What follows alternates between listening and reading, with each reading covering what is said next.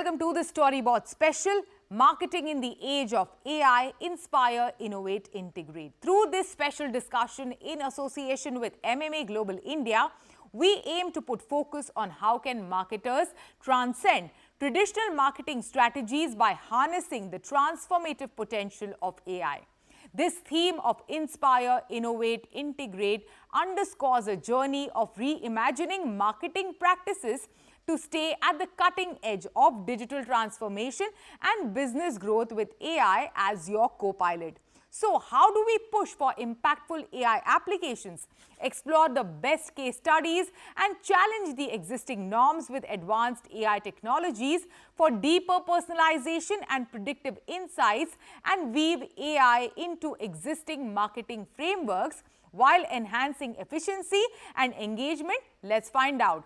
Joining us in the studio, we have monekakh, Country Head and Board Member, MMA Global India. Rohit, Bhasin, Board Member, MMA Global India and President and CMO, Kotak Mahindra Bank. Bhaskar, Ramesh, Board Member, MMA Global India and Director, Omnichannel Businesses, Google India. Parthasarathy MA, Chief Strategy Officer, South Asia Group M and MMA Global India member. All of you, welcome to CNBC-TV18. Coming from, the banking sector, Rohit, tell us something on how do you foster the culture of AI innovations. Banks, we have seen normally, because everyone has gone digital over the past many years, couple of years, we've seen banks utilize the potential of AI when it comes to your customer experience and interaction. But in the marketing function, how do you innovate with AI?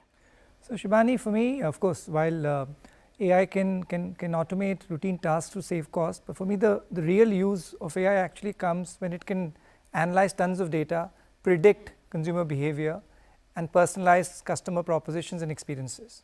And to do that, you really have to build a very strong data capability in your organization. So to give an example, what we've done at Kotak, we've kind of divided or built our Kotak data organization into the compute layer and the consumption layer. So the compute layer comprises of data scientists who will look at tons of data and build algorithms to kind of predict various use cases in things like credit, collections, consumer insights, and so on and so forth. And then the consumption layer comprises of data analysts who work with marketeers and business owners to ask the right questions to this data infrastructure that you've created, so that you can generate the right consumer insights for the business problems that you're really facing to solve them. And I think building this strong data capability is the first thing which really drives AI in any organization. I think the second thing is then to build capability in the marketeers to ask the right questions to the data infrastructure that you've built. The third thing is, in my view, that you will not know everything yourself, and you must be ready to partner with organizations and agencies who are ahead of you. Yeah, and since you mentioned partnerships, Maps, your, someone like you, your role comes into play over here when it comes to working with marketers and organizations like, Kotak, for example. So tell us, what are some of the key areas of transformation for marketers, in order to leverage the opportunities that come with AI? Yeah, Shibani, it's been quite fascinating as we work with marketers and seeing the areas of transformation. And one of the most obvious is even in the way budgets are being looked at in marketing companies today, right? Earlier you used to have these concepts of what is working media, what is non-working media, what is fixed marketing, what is variable marketing. Now with AI and the ability to create those simulations and to experiment with perhaps thousands of creators rather than one or two, the notion of what comprises these various aspects is changing completely. The second thing which we are seeing is that to kind of facilitate this, the investment in martech is something which is of primary importance to most marketers we work with. And earlier it would be a CTO who would be making those decisions, but today it's everyone from the CMI person to the marketing person and the technology person along with the finance person kind of working in, so everyone is in tuned tandem, so that's a transformative process in itself.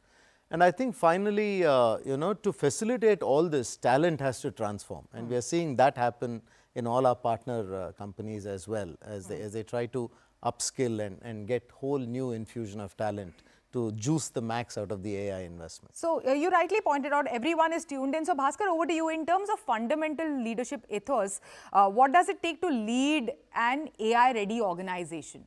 If I reflect on what really takes for an organization to really power this AI-led transformation, I really think 4 or 5 things really matter, right? Number one is visionary leadership. I have a vantage point of looking at many sectors and many leaders trying to navigate this change.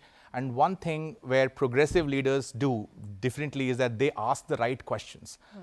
So what is your picture of success as an AI-powered organization? How do you build a better, safer, privacy-first digital customer experience, which is AI-powered, no matter what, whether it is banking or CPG or healthcare, education.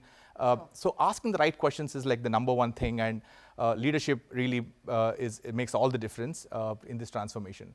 The second is, as Maps also has mentioned, AI is really about a lot of collaboration. It's almost like a football as a sport. It's not an individual sport, or it's not even cricket, right? It's like, it's not about, it doesn't lie with the CTO or a CMO or a CFO. It has to be fairly collaborative. You need to build a horizontal to evangelize AI across the organization, right? So what are you doing to break these silos? The third is really about navigating this change using data as the primary way of navigating this change. Because in a static environment, your gut really can help, but in a fast-paced environment like this, we should really look at a data-based decision making, and I think that also is super important. As Rohit said, all this AI are fundamentally, these models work on better data, right? If you have, it's garbage in, garbage out. If you start in areas where there's not great data, then it's going to be 100x worse, right? So you need to be very clear on where do you start, where do you have the greatest starting point, and make that change happen. And lastly, I think employee upskilling. At Google, we have a very large AI readiness program, even for our own employees across the company, across product areas and business organizations, because the space is fast changing and it's a journey. It's just begun, and I think upskilling is always important, and learning and constantly iterating, right, to navigate this change is very, very important. Yeah, you mentioned how, the approach has to be like a team sport. But one interesting thing which was discussed in the Mumbai chapter of Impact was how marketers have a seat at the table when it comes to AI with the sheer access that, they have. Monica, your thoughts on this, and how can they bring about the change? Absolutely. So we strongly believe that the marketer needs a seat at the table. And we are very convinced it's important for primarily a few reasons, right? One, that a CMO has always been leading the transformative charter. It's not a new phenomena. It's just that now AI is added to that charter, and AI is an extension to the transformation journey, right? So that is anyways the case. And a CMO has and will always be responsible for business growth. Therefore, needing the empowerment to take decisions on behalf of the business is very important. So that's point one, right? Point two is that this is a journey where you need to experiment rapidly and at scale. And therefore, you need autonomy to be able to do it without being very concerned about, the kind of questions you need to address or the kind of approvals you need to take. So you need that agility, and therefore you need to have the seat at the table to take those calls rapidly, right? So that's the second thing. Third thing is AI is clearly a competitive advantage, and a marketer organization needs to build on it. So only if a marketer is going to have a seat at the table, that competitive advantage is going to travel top down, and they will be able to sort of leverage it. So it should be ongoing, a process. Lastly, and something very interesting, which our member EY said, that today brands are doubling up for media companies, right?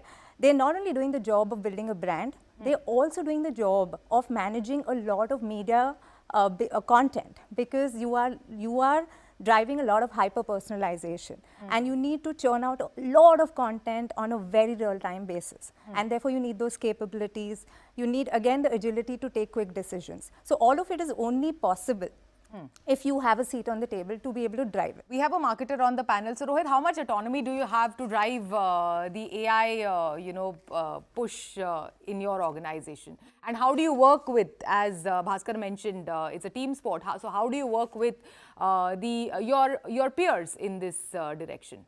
So, look, as a marketer, you have full autonomy on deciding what is the right proposition you want to build for your consumer. And to build that, then you work with various stakeholders in the organization in terms of you have your data analytics team who will help you build the right insights, find the right insights based on which you build the right value proposition. And once you have the right value proposition, then you work, of course, with your market research team to really figure it out if it's working with the consumers or not. And working with the finance team to then decide what is the cost of this value proposition. So AI is an enabler for you to make the proposition much better suited for your customer. And as long as you can prove the fact that it is better for your customer and therefore drives more engagement, higher business, higher repeat rates, you have full autonomy to really do what is right for the customer. It's all about keeping the customer at the heart of everything we do. And AI, in my view, actually helps you get to know your customer better and build much stronger value proposition for him. And I think that is why, for me, it's actually the marketer who's at the heart of AI, because he or she is the person who really builds the right product proposition for the consumer. So, you have the best view to, have a vision when it comes to AI deployment. Yes. Yeah. Yes, okay. Absolutely. Well, this conversation is about to get even more exciting, but now it is time for a short break. On the other side, we are speaking about the 4th edition of MMA Global India and Group M's Modern Marketing Reckoner. Don't go anywhere. We will be right back.